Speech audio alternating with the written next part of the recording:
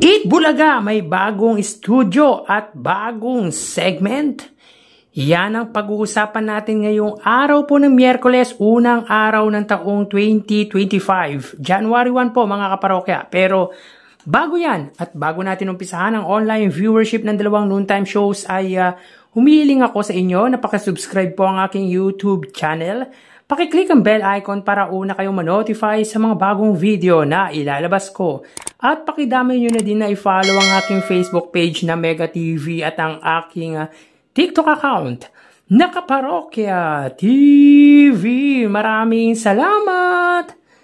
So yun nga mga parokya, pinasilip na po ang bagong bihis na studio ng Eat Bulaga at grabe, sa stage pa lang makikita mo na malaki na po ang pinagbago nito at tila komportable na po ang mga audience sa pinagawang upuan ng pamunuan ng TVJ Production dito mga kaparokya dahil grabe ang lawak po ng studio, particular po yung Eat Bulaga stage kung saan last year po ay napakasikip kung tignan, ngayon halos di po masakop ng camera ang buong stage, which is a very good thing na ginawa po nila para makapag-perform po ng maayos ang mga performers nila.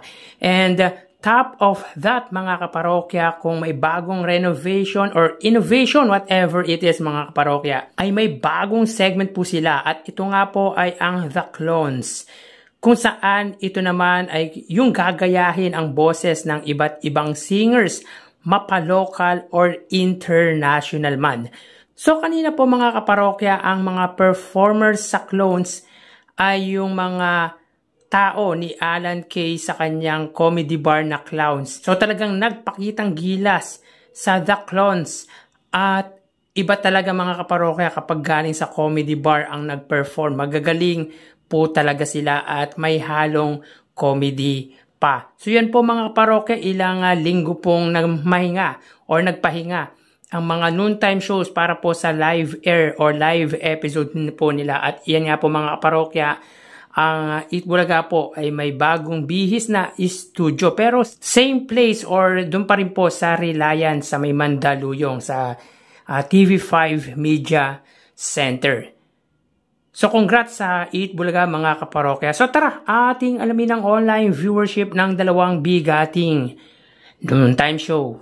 Para sa Eat Bulaga under TVJ Facebook page na may 2.8 million followers at sa It's Showtime naman po na may 18 million followers. So as of 1:33 PM ang It's Showtime po ay may kasalukuyang segment na And the Bread Winner Is, at ang Eat Bulaga naman po ay may segment na Gimme 5. So ngayon po ang unang araw ng taong 2025 mga kaparokya. So dito may kita po natin ang It's Showtime po ay may 5,400 viewers at ang Eat Bulaga naman po ay may 2,800 live viewers. So again, as of 1:33 PM, ang It's Showtime ay may 5,500 viewers at ang Eat Bulaga naman po ay may 2,800 viewers na katumbas po ng 3,000. So punta naman po tayo sa TV Network YouTube channel ng dalawang noontime show.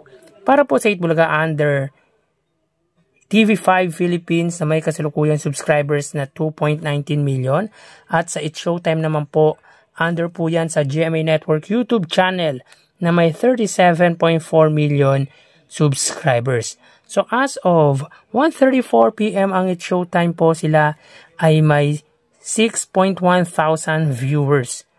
Ang Eat Bulaga naman po under TV5, sila ay may 18,000 viewers. So again, as of 1:34 PM ang It's Showtime under GMA Network, sila po ay may 6,100 viewers at ang Eat Bulaga naman po ay may 18,000 live viewers under TV5.